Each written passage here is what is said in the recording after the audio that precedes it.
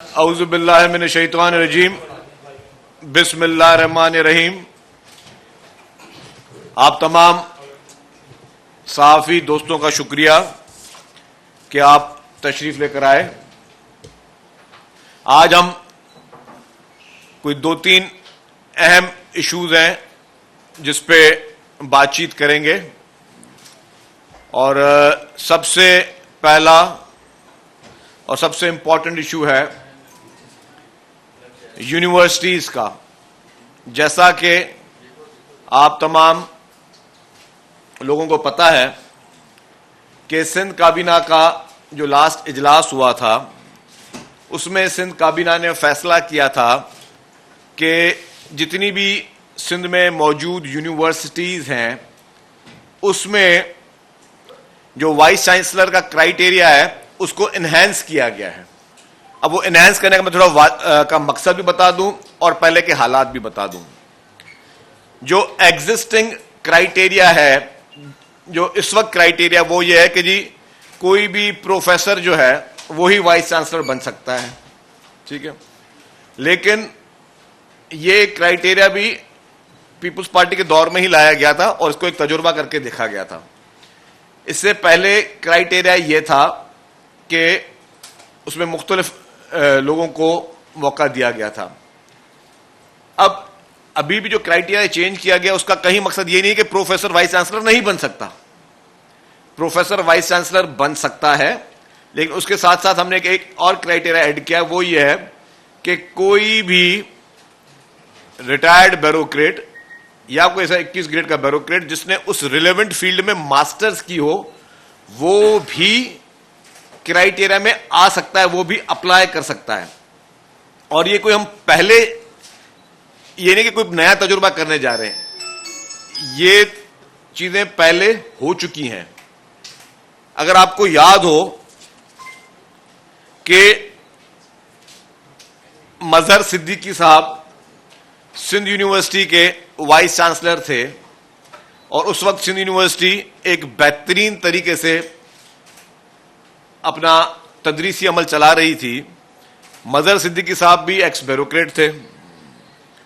अल्लामा आया काजी साहब भी प्रोफेसर नहीं थे, लेकिन वो भी वाइस चांसलर रहे हैं। निसार सिद्दीकी साहब ब्यूरोक्रेट थे, वाइस चांसलर रहे हैं। आपका मुजफ्फर शाह साहब, जब हमने मेहरान यूनिवर्सिटी में अपनी इंजीनियरिंग की थी तो उस वक्त मुजफ्फर शाह साहब भी वाइस चांसलर रहे और वो भी जो है वो ब्यूरोक्रेट थे। तो कोई नई चीज नहीं लेके आई जा रही जिसकी वजह से चंद लोग उसको गलत तरीके से इस्तेमाल कर रहे हैं या कुछ लोग इनसिक्योर हो रहे हैं। और मैं ये भी बता दूंगा ये चीज हमने अचानक क्यों सोची। जब पाकिस्तान पीपुल्स पार्टी की हुकूमत आई उससे पहले सिंध में पब्लिक सेक्टर में 8 यूनिवर्सिटीज थी। आज पब्लिक सेक्टर में 30 यूनिवर्सिटीज मौजूद हैं। तो जाहिर है कि अगर हमें 30 यूनिवर्सिटीज में वाइस चांसलर को मुकर्रर करना हो और हमें वहां पे बेहतरी के लिए तब्दीली लानी हो तो हमारे पास अगर एप्लीकेशन और कैंडिडेट्स ही इतने लिमिटेड रह जाएंगे तो अब हम कहां जाएंगे। और कहीं पे भी हेल्दी कंपटीशन को इंकरेज किया जाता है, हेल्दी कंपटीशन को कभी भी डिस्करेज नहीं किया जाता। तो ये सोच और ये जो चंद लोग मखसूस लोग इसको किसी भी पर्पस के लिए इस्तेमाल कर रहे हैं, मेरी उनसे भी गुजारिश होगी, मौतबाना गुजारिश होगी कि बराए मेहरबानी हुकूमत जो कि आपके इस पूरे सिस्टम को चला रही होती है वही रिस्पॉन्सिबल होती है हर अच्छे और बुरे का। तो हुकूमत की ये जिम्मेदारी है कि चीजों को बेहतर करने के लिए और कभी भी बेहतर फैसले करे तो उसको इंकरेज किया जाए। कोई नया तजुर्बा नहीं है कि जिससे पहले कभी जिंदगी में ब्यूरोक्रेट्स रहे नहीं है। जिनके मैंने नाम लिए वो निहायती बड़े इंपॉर्टेंट नाम थे जो कि ब्यूरोक्रेसी से थे, जो कि प्रोफेसर नहीं थे। और आज भी क्राइटेरिया में 62 इयर्स की एज मखसूस की गई है। 62 इयर्स से ज्यादा किसी की भी अपॉइंटमेंट नहीं होगी। रिलेवेंट फील्ड से मास्टर्स होगी। पीएचडी और रिसर्च को भी जो है हमने, अगर कोई ऐसा एक शख्स को जो कि ब्यूरोक्रेट भी ना हो, कोई ऐसा शख्स जिसने पीएचडी की हुई हो और ना ही वो प्रोफेसर ना ब्यूरोक्रेट है, अगर वो भी क्राइटेरिया को मैं उसको अगर इंटरव्यू लिया जाएगा कि वो अच्छा क्राइटेरिया में उतरता है तो उसको भी चांस मिल सकता है कि वो भी वाइस चांसलर रह सकता है। तो ये एक निहायत इंपॉर्टेंट चीज थी। दूसरी चीज, कल मीडिया में एक चीज हाईलाइट हुई, एहसन इकबाल साहब का दौरा था और उसमें किसी एक वो हमारा एक ताजर साहब थे, अतीक मीर साहब, उन्होंने कोई गुफ्तगू की, लेकिन उस गुफ्तगू के बाद फिर उन्होंने अपनी गुफ्तगू का एक दूसरा बयान भी दे दिया और वो आज मीडिया चैनल्स पे चल भी रहा है। मैं उनकी गुफ्तगू को या अतीक मीर साहब पर कोई गुफ्तगू मैं नहीं करूंगा और ना ही किसी पे मैं कोई कमेंट करूंगा, लेकिन जो उन्होंने बात की उसके बाद फिर चंद लोगों ने सोशल मीडिया पे और उसको किसी दूसरे अंदाज से लिया कि जी पंजाब में शायद ज़्यादा बेहतर तरक्की है और पंजाब जो है वो सिंध से ज़्यादा आगे है। तो देखिए जी, कुछ चीज़ों में तो मैं भी मानता हूं कि पंजाब भी खैर हमारा सूबा है, ये मैं बता दूं, पूरा पाकिस्तान हमारा है। अगर मेरे पाकिस्तान का कोई भी हिस्सा ज्यादा तरक्की कर रहा है या मेरे पाकिस्तान का कोई भी हिस्सा किसी एक शोबे में बेहतर है तो मुझे उस पर खुशी होनी चाहिए। तो उसको हम ओन करते हैं कि पंजाब भी हमारा है, खैबर पख्तूनख्वा भी हमारा है, बलूचिस्तान भी हमारा है, सिंध भी हमारा है। लेकिन मैं एक वाज़ेह बता दूं कि पंजाब में अगर मोटरवेज ज्यादा बनी हुई है तो पंजाब की वफाक में हुकूमत ज्यादा रही है वहां के पॉलिटिकल पार्टीज की, तो उन्होंने मोटरवेज को फोकस किया पंजाब के। और मैं समझता हूं कि अगर यही फोकस उनका सिंध के मोटरवेज पे भी होता जो वफाक के ज़ेर इस्तेमाल सड़कें हैं, तो हम कहते हैं कि ठीक है यार, सखर और हैदराबाद की सड़क भी आज जो वो मेटल सड़क बनी हुई है और बहुत अच्छे तरीके से वो चल रही है। इस तरीके से ज़रा वहाँ की हुकूमतों को ज़्यादा वफाक हुकूमत मिली, तो जो भी जो शेयर्स होते हैं, जो वफाक की भी स्कीम्स हैं, अगर आप निकाल ले पिछले 15-20 साल से कि वफाक की जो सूबाई के बजट के अलावा वफाक की स्कीम्स जो हैं वो बाकी सूबों में किस तरह उनका शेयर मिले और सिंध को हर साल में जो है वो कितनी ज्यादती हुई, तो वो लिस्ट भी मौजूद है। मैं आपको उसकी प्रेजेंटेशन जब बोलेंगे मैं दे दूंगा, चाहे वो पिछले अदवार में PMLN की हुकूमत हो या PTI की हुकूमत हो, किस तरीके से सिंध के साथ बड़ी बड़ी स्कीम्स में ज्यादती हुई। तो डेफिनेटली जहां आप ज्यादा खर्चा करोगे तो वह ज्यादा आपको बेहतर नजर आएगी। लेकिन ये सिर्फ चंद मोटरवेज की मैं कंपैरिजन दे रहा था या एक दो शहरों की कंपैरिजन दे रहा था। लेकिन अगर आप ओवरऑल तरक्की को देखना चाहते हैं और अगर किसी ने कंपैरिजन करना है ओवरऑल सूबाई वज़ीराए आला का या सूबाई हुकूमतों का, तो आज पूरे पाकिस्तान की जो असल जरूरत है और वो जरूरत है एनर्जी, क्योंकि बिजली के बगैर कुछ नहीं है। तो एनर्जी के प्रोजेक्ट्स जो कि थरकोल का प्रोजेक्ट जो कि पाकिस्तान पीपुल्स पार्टी की हुकूमत ने सिंध ने शुरू किया, पाकिस्तान में कोई ऐसा सूबा नहीं है जहां पे इस तरह की कोई स्कीम शुरू की गई हो। जिस तरीके से शहीद मोहतरमा बेनजीर भुट्टो साहिबा ने पहले इस प्रोजेक्ट का एक ख्वाब देखा और फिर जब PMLN की हुकूमत आई और PMLN की हुकूमत ने इसलिए उस प्रोजेक्ट को खत्म किया क्योंकि वो प्रोजेक्ट सिंध में हो रहा था और शहीद मोहतरमा बेनजीर भुट्टो साहिबा लेके आ रही थी और उसकी वजह से पीपुल्स पार्टी को शायद कोई क्रेडिट मिलता। तो उसके बावजूद फिर जब 2008 में मोहतरम आसिफ अली जरदारी साहब की हुकूमत आई और पीपुल्स पार्टी ने उस प्रोजेक्ट को दोबारा शुरू किया, उस वक्त के वजीर आला सैयद कायम अली शाह साहब ने उस प्रोजेक्ट को दोबारा शुरू किया, तो थर्क पार्कर के कोयले से आज पूरे पाकिस्तान को नॉन स्टॉप जो है वो कोयला मिल रहा है और जो हमारे इसी कोयले से बिजली बन भी रही है। और जहां पर बाकी कंपनीज बाहर से इंपोर्ट करके कोयला लेके आ रही हैं, वो और बाकी माहिरीन भी ये कह रहे हैं कि जी सबसे बेहतरीन कोयला जो है और सबसे सस्ता कोयला वो हमारा लोकल पड़ेगा, वो थरपारकर का पड़ेगा। तो ये mega project Pakistan people's party की हुकूमत सिंध ने शुरू किए। जो हेल्थ सेक्टर की बात है, हमारे बिजनेसमैन ने जो बात की, मैं उससे बिल्कुल उस वक्त चाहे उन्होंने मजाकन कहा या आज उसकी तरदीद भी आ गई, लेकिन क्या हेल्थ सेक्टर में सिंध से कोई और सूबा कॉम्पीट कर सकता है? चीफ मिनिस्टर सैयद मुराद अली शाह साहब की जाती कोशिशों से और हेल्थ मिनिस्टर साहिबा मोहतरमा अजरा फजल साहिबा की जाती कोशिशों से जिस तरीके से हेल्थ सेक्टर ने सिंध में ग्रूम किया है, पाकिस्तान भर में आज भी पूरे पाकिस्तान से पेशेंट्स, चाहे वो खैबर पख्तूनख्वा के पेशेंट हो, चाहे वो बलूचिस्तान के पेशेंट हो, चाहे वो पंजाब के पेशेंट हो, वो सारे के सारे सिंध में आते हैं और मुफ्त इलाज state of the art hospitals में सिंध में करवाते हैं। सिंध जैसी NICVD का कोई एक मॉडल भी पाकिस्तान के किसी और सूबे में नहीं मिलेगा। सिंध जैसी चिल्ड्रन हॉस्पिटल का कोई एक भी मॉडल पाकिस्तान के किसी और हॉस्पिटल में नहीं मिलेगा। सिंध जैसी SIUT का मॉडल पाकिस्तान की किसी भी एक हॉस्पिटल में नहीं मिलेगा। सिंध जैसी साइबर नाइफ का मॉडल पाकिस्तान की किसी हॉस्पिटल में नहीं मिलेगा। शायद दुनिया की किसी हॉस्पिटल में NIC उसका साइबर नाइफ का मॉडल नहीं मिलेगा। और वो क्यों नहीं मिलेगा? क्योंकि पूरी दुनिया में साइबर नाइफ की 10 हॉस्पिटल्स हैं जो ये इलाज करती हैं, यही फैसिलिटी देती हैं, जिसमें से 9 हॉस्पिटल्स पैसों पर देती हैं और सिर्फ पूरे दुनिया में वाहिद हॉस्पिटल जो है वो साइबर नाइफ की कराची में मौजूद है जो मुफ्त में वो इलाज करती है। तो पूरी दुनिया भर में साइबर नाइफ वाला सिंध वाला मॉडल आपको और कहीं नहीं मिलेगा। इसी तरीके से मैंने कहा SIUT, फिर आपका जो लिवर और लंग्स ट्रांसप्लांटेशन जो गंबट खैरपुर में हो रही है वो भी पूरे पाकिस्तान में किसी एक और भी मॉडल में हॉस्पिटल में नहीं मिलेगी। तो अगर तरक्की का तवाजुन सिर्फ और सिर्फ सड़क किसी ने बनाया था तो मैं समझता हूं अफसोस की बात है, क्योंकि सबसे ज्यादा कीमती चीज सड़क नहीं, सबसे ज्यादा कीमती चीज जो है वो इंसान की जान है, इंसान की जिंदगी है।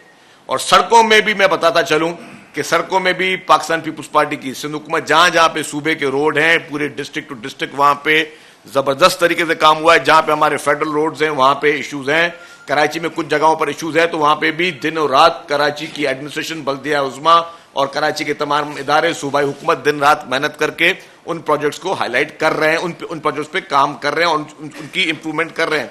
तो ये जो कल एक नई बहस किसी ने शुरू करवाई, तो मैं ये वाजे करना चाहता हूं कि अल्हम्दुलिल्लाह एजुकेशन सेक्टर्स में जो आपकी हमारी यूनिवर्सिटीज में आप जाके देखें कि बेहतरीन यूनिवर्सिटीज बन रही, हमारी अरोड़ यूनिवर्सिटी देख लें, हमारी IBA देख लें। IBA आज भी पाकिस्तान की बेहतरीन यूनिवर्सिटीज में एक है। 2 दिन पहले चेयरमैन बिलावल भुट्टो ज़रदारी साहब मेहरान यूनिवर्सिटी के कॉन्वोकेशन में गए। मेहरान इंजीनियरिंग यूनिवर्सिटी जो है पाकिस्तान में नंबर 2 पे आ रही है और ये सारी हुकूमत सिंध की जो है उसको मुकम्मल तौर पर फंडिंग और सारी सहूलियात मौजूद है। इसी तरीके से बाकी तमाम हमारे सेक्टर्स में जो है वो हुकूमत सिंध जो है वो काम कर रही है। लेकिन और बात बताऊं, जो इस वक्त एनर्जी सेक्टर में थरको के अलावा भी जिस तरीके से लाखों अफराद को मुफ्त सोलर सिस्टम दिया जा रहा है, क्या पाकिस्तान के कौन से सूबे में लोगों के घरों पे गरीब लोगों को सोलर सिस्टम दिया जा रहा है? और एक और स्कीम बता दूं मैं आपको, जो कि जिसमें बात होती है, दुनिया की तारीख का सबसे बड़े में बड़ा हाउसिंग प्रोजेक्ट वो हुकूमत सिंध, पीपुल्स पार्टी की हुकूमत सिंध में बना रही है। क्योंकि सैलाब तो पंजाब में भी आए, खैबर पख्तूनख्वा में भी आए, बलूचिस्तान में भी आए, लेकिन वाहिद सूबा सिंध था जो कि 21 लाख बेघर लोगों को घर बना के दे रहा है। क्या पाकिस्तान के किसी और सूबे में इस तरह की कोई स्कीम शुरू की गई? पाकिस्तान को छोड़ दें, चाहे क्या एशिया में कोई किसी ऐसे मुल्क में इस तरह की स्कीम शुरू की गई? एशिया में भी छोड़ दें, क्या दुनिया में कोई और ऐसा मुल्क था जिसमें इतनी बड़ी तादाद में 21 लाख बेघर लोगों के लिए घर बना के दिए जा रहे हैं? ये कहीं बना के नहीं दिए जा रहे, ये सिर्फ और सिर्फ पाकिस्तान पीपुल्स पार्टी की हुकूमत सिंध है, जिसको तनकीद का निशाना या बाइस तरीके से हमेशा बनाने की कोशिश की जाती है, जिसके लिए हमेशा बाकायदा मीडिया ट्रायल किए गए, जिसके पीपुल्स पार्टी की हुकूमत के खिलाफ हमेशा से एक सोची समझी साजिश के तहत इस तरह की बातें की गई। लेकिन डिलीवरी में, कहने को कह दें आप, लेकिन डिलीवरी में हमेशा पाकिस्तान पीपुल्स पार्टी की जो सिंध हुकूमत है उसको हमेशा मैं समझता हूं कि अवाम में पजीराई मौजूद है। अगर सिर्फ और सिर्फ चंद लोगों के हाथ में होता जो कि परसेप्शन बनाते हैं, ये की कोशिश करते हैं या वो अपने रिमार्क्स देते हैं, तो सबसे बड़ी बात मैं कह दूं, इलेक्शन 2024 के रिजल्ट इस चीज का वाज़ेह सबूत है। बगैर तफसील में जाए हुए मैं कहूंगा कि किसको कितनी पजीराई मिली, पाकिस्तान पीपुल्स पार्टी को सिंध में क्या पजीराई मिली और कितनी भी जमातें हों उनको क्या पजीराई मिली, ये किसी से छुपी हुई बात नहीं है। अल्हम्दुलिल्लाह पाकिस्तान पीपुल्स पार्टी ने हर इलेक्शन में पहले से ज्यादा वोट लिए। पाकिस्तान पीपुल्स पार्टी को अवाम ने हर इलेक्शन में पहले से ज्यादा पजीराई दी। पाकिस्तान पीपुल्स पार्टी पे की क़यादत पर अवाम ने, वर्करों ने हमेशा हर इलेक्शन में पहले से ज्यादा एतमाद किया। तो यही इस चीज का सबसे वाज़ेह सबूत है कि चेयरमैन पाकिस्तान पीपुल्स पार्टी मोहतरम बिलावल भुट्टो ज़रदारी साहब, प्रेसिडेंट आसिफ अली ज़रदारी साहब, मोहतरमा फरियाल तालपुर साहबा की जो सियासी जदोजहद है और जिस तरीके से वो चीजों को गाइड कर रहे हैं, और चीफ मिनिस्टर सैयद मुराद अली शाह साहब जो कि दिन और रात मेहनत कर रहे हैं, जिस तरीके से वो हर शोबे में इंटरेस्ट लेके चीजों को आगे बढ़ा रहे हैं। ये इस चीज का बहुत बड़ा सबूत है कि अवाम जो है वो हमें वोट दे रहा है, अवाम में पीपुल्स पार्टी की पजीर आई है। बाकी ओपिनियन मेकर्स, ड्राइंग रूम में बैठकर कमेंट्स करने वाले जो भी बात करते रहे हैं, वो उनकी बात को हम बुरा नहीं मानेंगे। लेकिन एक और चीज, मैं इन सारी चीजों का मसला, मैं ये भी नहीं कह रहा कि जी हमारे पास सब अच्छा की मैं बात कर दूं, नहीं, हमारे पास चैलेंजेस हैं, हमारे पास चीजें चल रही हैं, हमारे पास अभी भी मेगा प्रोजेक्ट्स पे काम चल रहा है। कराची के इंफ्रास्ट्रक्चर के लिए, कराची के जो है वो उसको अपग्रेड करने के लिए दिन रात कोशिश कर रही है। मैं मकसद ये नहीं कह सकता कि जी कि हमें वोट भी मिल रहे हैं, सब चीजें मिल रही है, इसका मतलब कि हम 100% नहीं, हम 100% पे नहीं होंगे। हमें अभी भी हमें काफी चीजों की इंप्रूवमेंट की हम कोशिशें कर रहे हैं, हर सेक्टर में इंप्रूवमेंट की कोशिश चल रही है। लेकिन उसके बावजूद मैं कहूंगा कि उन सारी इंप्रूवमेंट्स के बावजूद पीपुल्स पार्टी की सिंध हुकूमत नेक नियत के साथ दिनों रात मेहनत कर रही है ताकि हम हर जो भी चैलेंजेस हैं उसको हम पूरा करें। और एक और चीज वादे बता दूं कि जो सबसे बड़ा डिफरेंस ये है कि आज भी कोई भी इंसान किसी भी शहर में क्यों माइग्रेट करता है, अगर वहां पे बेहतरी देखता है तो माइग्रेट करता है ना। आज भी आप पूरा एक ओपन सर्वे कर दें, मैं सारी मीडिया को, सारे ताजरों को, सबको क्या कर देता हूं कि आज भी क्या वजह है कि पूरे पाकिस्तान से लोग रोजगार के लिए, ये बहुत गौरतलब बात है, पूरे पाकिस्तान से लोग रोजगार के लिए, कारोबार करने के लिए, मजदूरी के लिए सिंध सूबे का जो है रोजाना जो इन्फ्लेक्स है पॉपुलेशन का वो सिंध सूबे में, अगर बाकी सूबे में और बाकी शहरों में बहुत अच्छा काम हो रहा है, मैंने कहा सारा पाकिस्तान हमारा है, खुदा ना खासा कोई ना जहन में कोई ऐसी बात है ना दिल में ऐसी कोई बात है, पाकिस्तान का एक एक इंच हमारा है। लेकिन अगर बाकी सूबों में ज्यादा काम हो रहा है तो जो लोग जो नॉर्दर्न एरिया से और पूरे पाकिस्तान से यहां कारोबार करने के लिए आ रहे हैं, वो यहां से किसी और जगह पे क्यों नहीं जा रहे, वहां क्यों नहीं इन्फ्लेक्स हो रहा, वहां पे लोग क्यों नहीं, अगर वहां ज्यादा तरक्की मिल रही है, वहां ज्यादा सहूलतें मिल रही है, लोगों को वहां ज्यादा अच्छी लाइफस्टाइल मिल रहा है, तो लोग वहां क्यों नहीं जा रहे। सारा बोझ जो है और सारा इन्फ्लेक्स यहां पे क्यों। और नहीं, मैं कोई भी तासुब की नजाकत से नहीं देख रहा, हम सबको वेलकम करते हुए, हम आज भी सबको वेलकम करते हैं क्योंकि ये मुल्क हर एक का मुल्क है। तो ये वो एक फैक्ट्स है जिसको हमेशा हम भूल जाते हैं। जब अगर हजारों की तादाद में लोग यहां पे रोजाना आ रहे हैं तो वो लोग यहां पे सड़कें भी इस्तेमाल कर रहे हैं, वो लोग यहां पे पानी भी इस्तेमाल कर रहे हैं, वो लोग अभी अगर हमारे इंफ्रास्ट्रक्चर की हम बात करते हैं कि जी हमारे इंफ्रास्ट्रक्चर में बहुत ज्यादा है, तो क्यों है, क्योंकि पोर्ट यहां पे पूरे पाकिस्तान की इंपोर्ट और एक्सपोर्ट यहां से होती है। अगर यहां पे ट्रॉलर्स चलते हैं, अगर यहां पे जो है हैवी ट्रैफिक चलती है, अगर यहां पे ट्रकें चल रही होती है सारा दिन, यहां पे सारा दिन कंटेनरों की गाड़ियां चल रही होती है, क्यों, क्योंकि पूरे पाकिस्तान की तजारत जो है वो इस शहर से चल रही है। तो जाहिर वो इंफ्रास्ट्रक्चर को तबाह भी कर रहे हैं, जिसकी वजह से हमने कहा कि जी कि जो सेस टैक्स को सिंध का जो एक्साइज महकमे को मिलना चाहिए उनको मिले। उस पर कुछ कारोबारी हजरात चले गए हाई कोर्ट में, हाई कोर्ट ने उनकी पिटीशन को रद्द कर दिया, वो चले गए सुप्रीम कोर्ट में। सिर्फ एक साल का कोई 100, इस वक्त भी कोई 180 अरब रुपए सिंध हुकूमत के जो है वो सुप्रीम कोर्ट में फंसे हुए हैं और पिछले कितने सालों के साथ फंसे हुए हैं।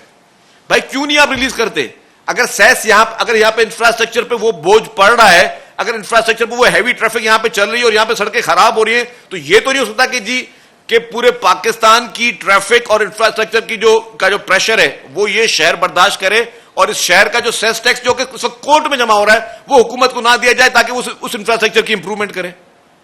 तो ये तो मैं समझता हूं कि ये वो सारी चीजें जिसमें चले हमने ओवर द पीरियड उसको बहुत लाइटली लिया, हमने उसको ज्यादा एग्रेसिव नहीं आया, लेकिन क्योंकि सारे इदारे हमारे हैं, अदालतें भी हमारी हैं, सब चीजें हमारी, लेकिन अदालतों को वो सोचना चाहिए कि जो सेस टैक्स जो कि हमें मिलना चाहिए, जो कि हाई कोर्ट ने भी हमें फैसला दिया हुआ है, क्योंकि अब सुप्रीम कोर्ट में कोई 500 या 1000 से ज्यादा जो है पिटिशनर है कि ना कब वो केस लगेगा, कब वहां पे फैसला आएगा, वो कब पैसे सिंध को मिलेंगे। खुदारा वो पैसे आप सिंध को दें ताकि यहां पे वो इंफ्रास्ट्रक्चर को हम इंप्रूव करें।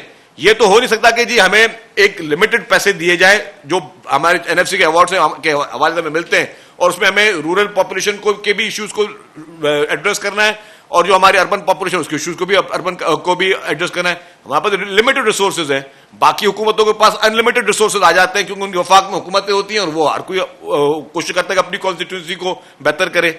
हमारे पास वफाक में हुकूमत नहीं, हम उसी लिमिटेड रिसोर्सेज में हमें सैलाबों को भी देखना है, हमें लोगों को सैलाब जदगान को भी देखना है, हमें जो है वो थर पार करके कोयले का जो प्रोजेक्ट है जिसमें सिंध हुकूमत डायरेक्ट बेनिफिशियरी नहीं है, $1 अरब से ज्यादा पैसे जो है सिंध हुकूमत ने सिर्फ थर पार करके कोयले के लिए खर्च किए हैं। तो ये सारे काम जो है पीपुल्स पार्टी की हुकूमत सिंध दिन और रात कर रही है, जिसमें मैं समझता हूं कि इस तरह के कमेंट्स, चाहे वो फिर उन्होंने वो चेंज करके उसको मजाहिया कह दिया या अंदाजन कह दिया कि जब मैं इसको सीरियस नहीं था, उसका फर्क नहीं पड़ता, लेकिन उसके बाद जो बहस शुरू हो जाती है उसके लिए मैं कहता हूं कि जी हकायक को जानकर मेहरबानी करके आगे बात की जाए। Thank you. शफी साहब ये बता दें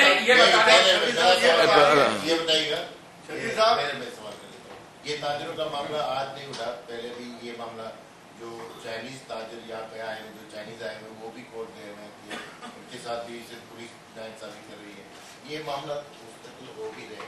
सिंध हुकूमत इस हवाले से क्या कुछ इक़दाम कर रही है?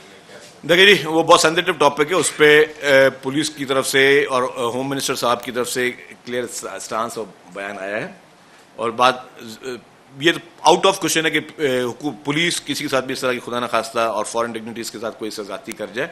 यस, जहाँ पे इश्यूज हैं कि एक एसओपीज बनाई हुई हैं, उन एसओपीज पे सबने चलना है, और हमें वो ज़्यादा कॉन्शियस हैं, उनकी सिक्योरिटी हमें अपनों की सिक्योरिटी ज़्यादा अजीज है। इससे ज़्यादा मैं आपको क्या बात बता दूं, लेकिन उसके लिए पूरा फुल प्रूफ सिस्टम भी बनाए गए हैं।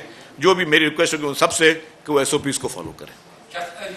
ये बता दें कि वाइस चांसलर्स की तैनाती को इतना ओपन कर रहे हो, तो उसमें क्या ऐसी श्योरिटी, क्या ऐसी गारंटी है कि कल कोई ब्रिगेडियर आ गया रिटायर्ड, या कोई क्या कहते हैं ब्यूरोक्रेट ने कौन सा तीर मारा होगा जो वहां जाके जो है वो यूनिवर्सिटी को संभालेंगे? कोई मतलब जो प्रोफेसर हैं वो मुतालिका फील्ड के हैं और उनको पता है कि एजुकेशनिस्ट हैं, लेकिन बाहर के लोग आकर अगर वाइस चांसलर बनेंगे तो फिर देखिए भाई मेरे, हमने नहीं कहा कि प्रोफेसर वाइस चांसलर नहीं बन सकते। हम तो कह ही नहीं रहे कि प्रोफेसर वाइस चांसलर नहीं बन सकता। प्रोफेसर भी बन सकता है, लेकिन अगर एडमिनिस्ट्रेटिव, कुछ चीजें एडमिनिस्ट्रेटिव होती हैं,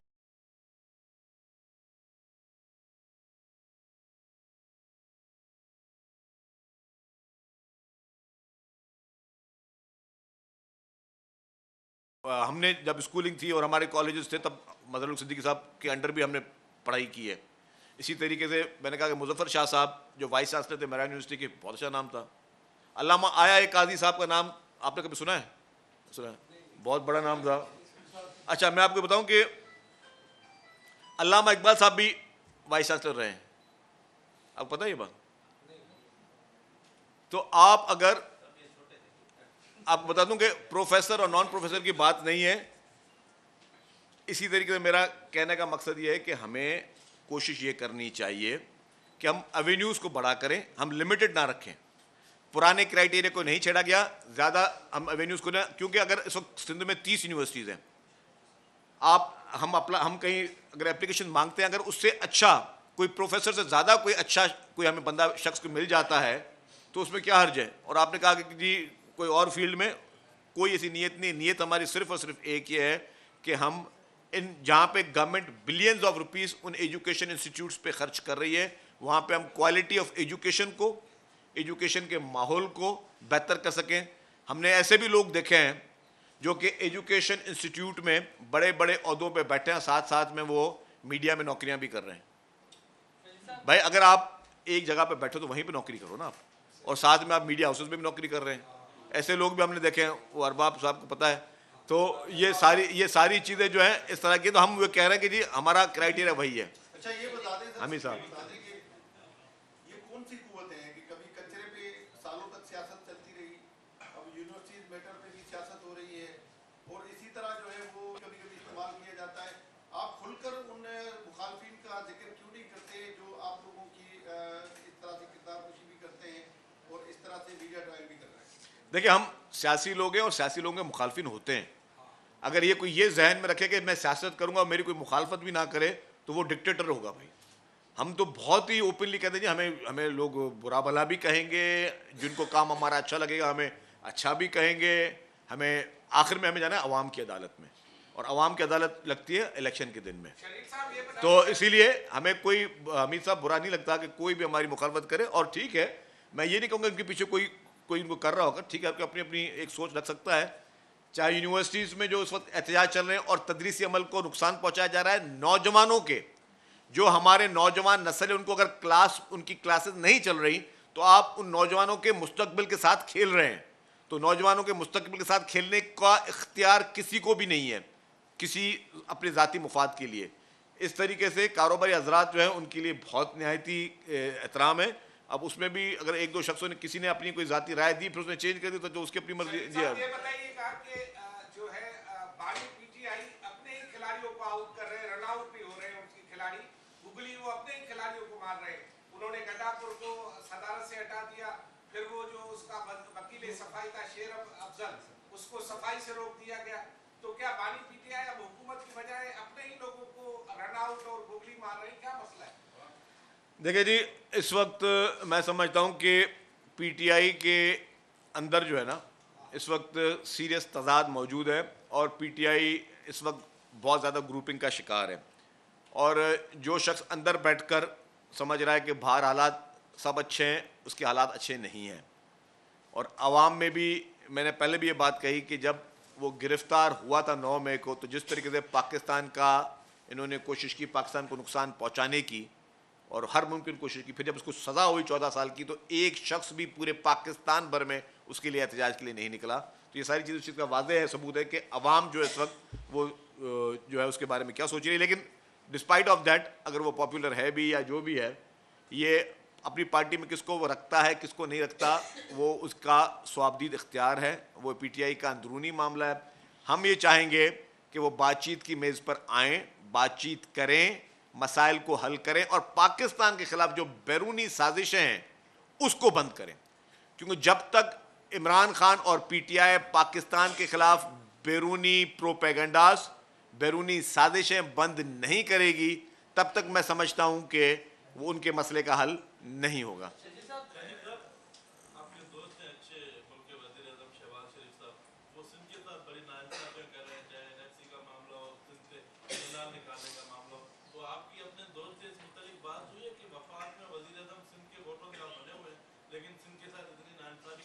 देखिए जी, मैं तो एक बहुत अदना सा वर्कर हूँ। पाकिस्तान पीपल्स पार्टी की लीडरशिप की जो है वो हर फोरम पर उन्होंने अपने इश्यूज़ को रेज़ किया है। रिसेंटली सीसी में की एक बहुत बड़ी मीटिंग हुई, उसमें भी इन चीज़ों को रेज़ किया गया। तो जहाँ पर भी सिंध के जायज़ हुकूक की बात हो, वो PMLN की लीडरशिप को वाज़े तौर पे कहा गया है कि पीपल्स पार्टी चाहती है कि सब सूबों के साथ इंसाफ हो। हम किसी से ज़्यादा शेयर नहीं चाहते, हम चाहते हैं जो हमारा जायज़ हुकूक हैं, चाहे वो प्राइम मिनिस्टर साहब हों, उनकी हुकूमत हो, वो उसको एड्रेस करें।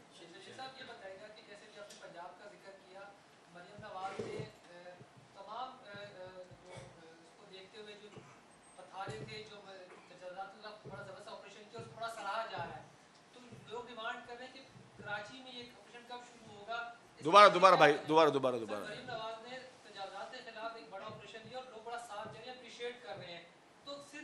कराची में बड़ा मसला है तजावजात का, पथारों का, रक्शे वालों का, उन सबको उनको उनके लिए कानून बना दिए। तो कराची में कब से होगा? देखिए जी, मैं इस मामले में उनके साथ हूँ।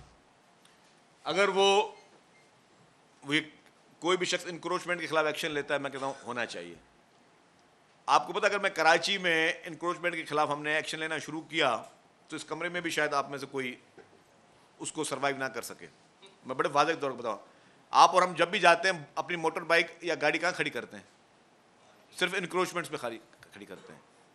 आप जाके देखें लाइन से ठेले कहाँ लगे हुए हैं, आप जाके देखें लाइन से चीज़ें कहाँ हुई। प्रॉब्लम यह है कि जब भी इंक्रोचमेंट के खिलाफ एक्शन होता है, और ये वाहिद सूबा ये भी बता दूँ जहाँ पे इंक्रोचमेंट पे माजरत के साथ कॉम्पनसेशन भी देनी पड़ती है आपको। इंक्रोचमेंट करो तो कॉम्पनसेशन भी हुकूमत से बिलियंस ऑफ रुपीज़ की लो। मैंने खुद कैबिनेट में 10 दफ़ा इस चीज़ की मुखालफत की है। मैंने कहा भैया आप लोग ये क्या करने जा रहे हैं? जैसे लियारी एक्सप्रेसवे का एक पहले था वाकया, अभी भी हमें एक कोर्ट में लोकल गवर्नमेंट डिपार्टमेंट को कहा गया कि जी आप जो है बिलियंस ऑफ रुपीज़ दें उन लोगों को जो मुतासरीन हुए। मुझे ये बताएं, कराची सर्कुलर रेलवे था ना, यहाँ पे भी जो इंक्रोचमेंट हटानी पड़ी तो आप लोगों ने कॉम्पनसेशन लेके दिए। ये बताएं कि कौन से कानून में कहते हैं कि आप किसी की नाजायज़ जगह पे, सरकारी जगह पे कोई कारोबार कर लो, घर बना लो और उसके बाद उसको हटाना है तो फिर आप उसको पैसे कंपनसेशन दो।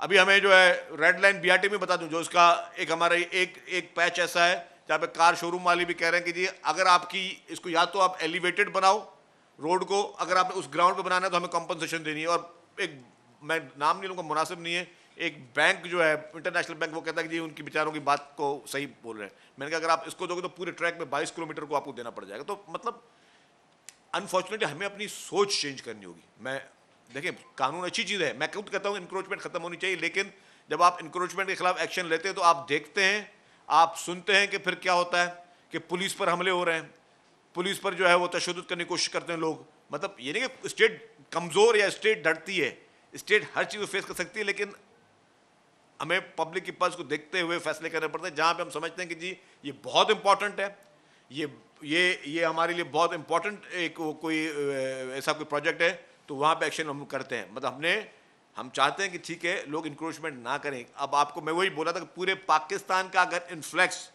इस वक्त कराची में है, तो आप सोचें रोज़ाना हज़ारों लोग आते हैं। आप जितने भी सीनियर सहाफ़ी बैठे हैं, मैं आपसे गुजारिश करूँगा, सीनियर सहाफ़ी हमारे नज़र आ रहे हैं, कि आप इस पर कोई सर्वे करें।